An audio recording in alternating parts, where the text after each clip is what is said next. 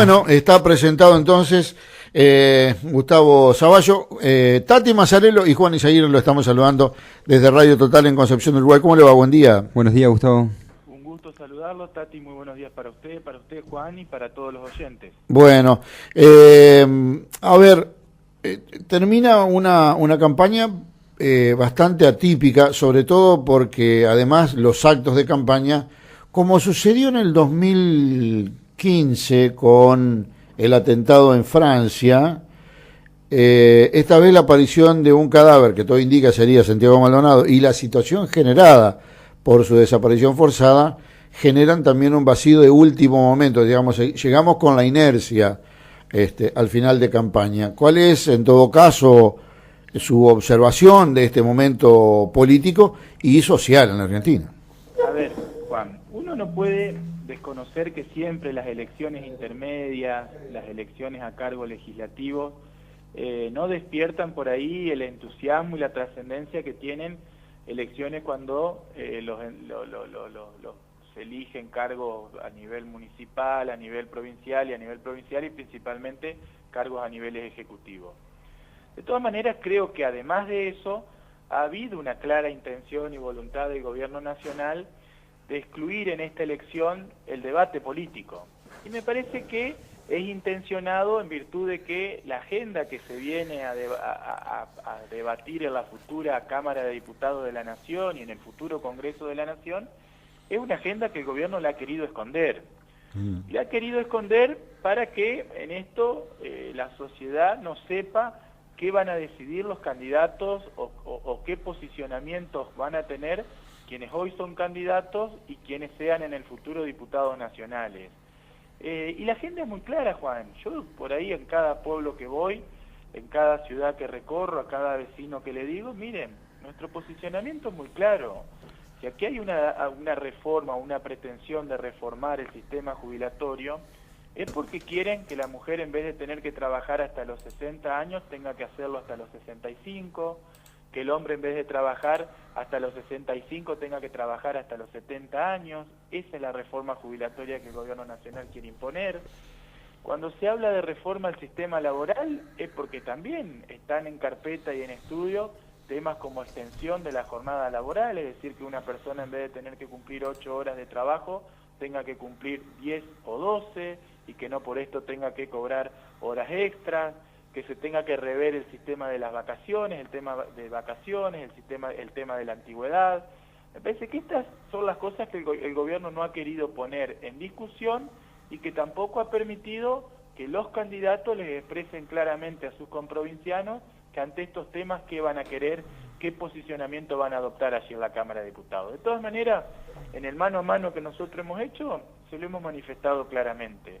Nosotros vamos con una intención de oponer, de decirle que no a esta cuestión que me parece vulnera derechos adquiridos, y también vamos con una idea positiva de generar iniciativas que sean en favor de los entrerrianos. Usted me dice, ¿cuál iniciativa, cuál propuesta tiene? Bueno, hemos hablado claramente de lo que es la provincialización de Salto Grande, que significa nada más ni nada menos que pretender que los entrerrianos tengan en la boleta de la luz un costo diferencial, un costo menor, en virtud que somos los entrerrianos quienes ponemos nuestro recurso natural originario y propiedad de nosotros, como es el río de Uruguay, para que se haya instalado una represa, para que generemos energía prácticamente para el 10% del país, y que bueno, y que es un hecho injusto que un ciudadano que vive en Capital Federal pague prácticamente la mitad de la boleta de la luz que lo pagan los entrerrianos, quienes son, vuelvo a insistir, quienes han sufrido las consecuencias, por ahí fundamentalmente en materia ambiental, del impacto negativo de la instalación de una obra de esta naturaleza. Ante eso me parece que han querido correr del escenario y del debate estos temas que se van a discutir, pero también me permito, como lo hago ahora en este espacio que ustedes gentilmente me ofrecen, de llegarle a cada uno de los vecinos de Concepción del Uruguay con esa idea. Miren, por más que sea una campaña de baja intensidad, lo que se va a decidir en la futura Cámara de Diputados de la Nación van a ser cosas que van a traer consecuencia inmediata en la vida cotidiana del ciudadano, del vecino. Cuando se aumente indiscriminadamente las tarifas por ejemplo, en materia de electricidad, en materia de gas, cuando el Estado se corre del rol regulador que siempre debe tener y deje librado al mercado el precio de los combustibles, esto va a impactar en el bolsillo de la gente. Y no solamente en el vecino común, porque seguramente si aumenta el combustible, aumenta todo y se traslada a precio y finalmente a los productos de la canasta básica. También va a impactar en las 13 cadenas de valor que tiene nuestra provincia de Entre Ríos, va a impactar en el productor que tiene como insumo estratégico el gasoil, y porque se va a aumentar y ya está anunciado el aumento prácticamente en 4 partes. Me parece que esa es la mirada que deben tener quienes sean electos, y van a defender a un presidente, a las medidas de este presidente para quedar bien con ese presidente, o si van con una idea de defender con sentido de pertenencia a quienes deben representar, que es nada más ni nada menos que al conjunto de los entrerrianos. Yo opto por la segunda opción.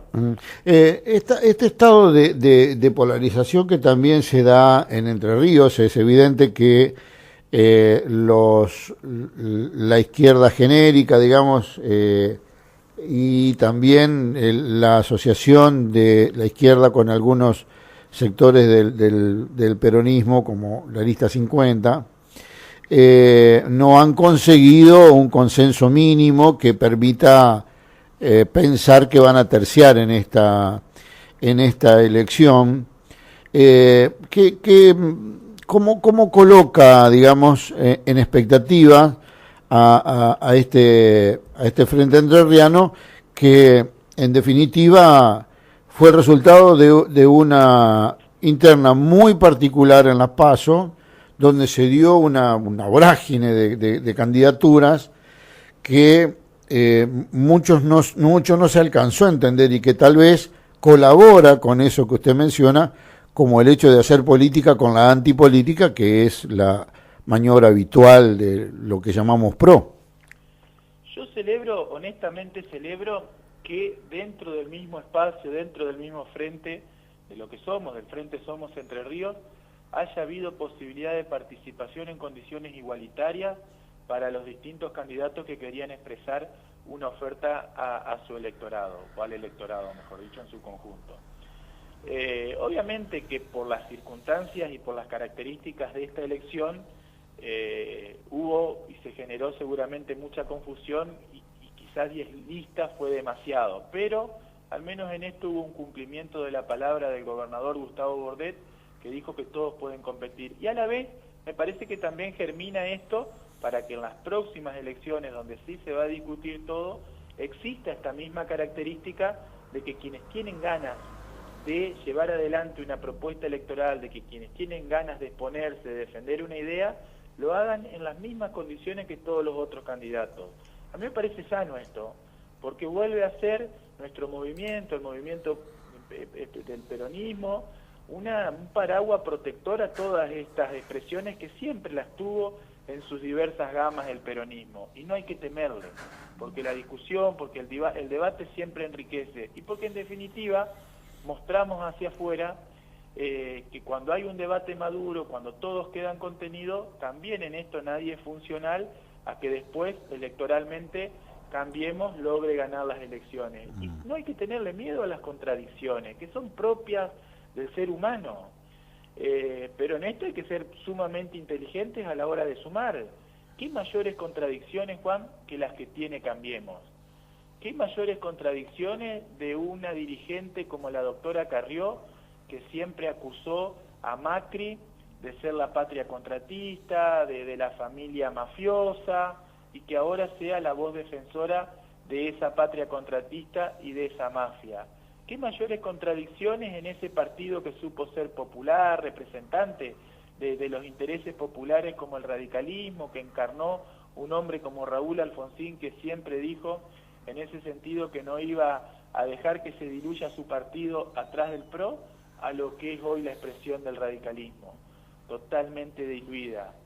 Esa expresión también de defensa de derechos humanos en momentos como los que estamos viviendo actualmente, y todo esto de tirar prácticamente por una cuestión nada más que de algunos cargos toda su historia. Nosotros no tenemos que permitir eso. Sabemos que estamos en tiempos difíciles, sabemos que hay que hacernos una autocrítica de cosas que seguramente no las hicimos bien, que no se solucionaron y que no se corrigieron.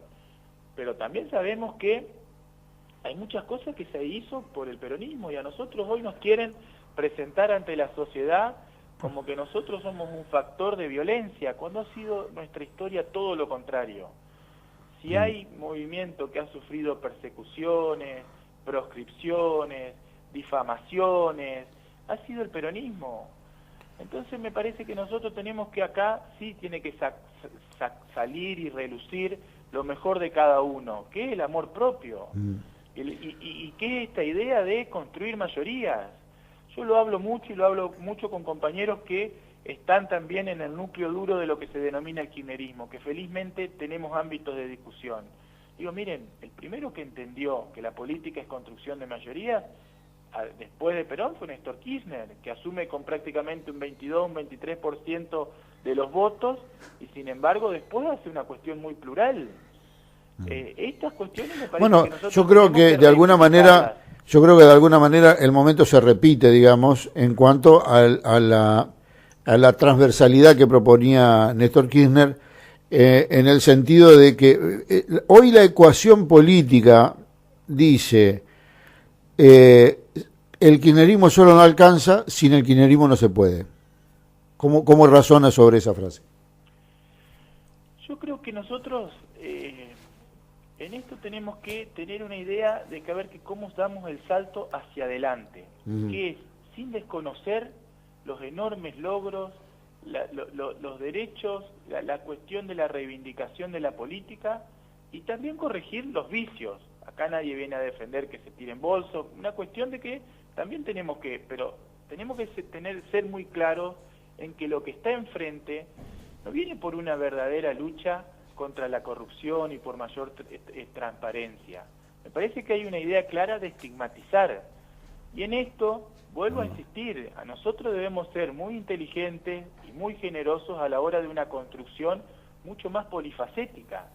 No podemos caer en los sectarismos y en las exclusiones.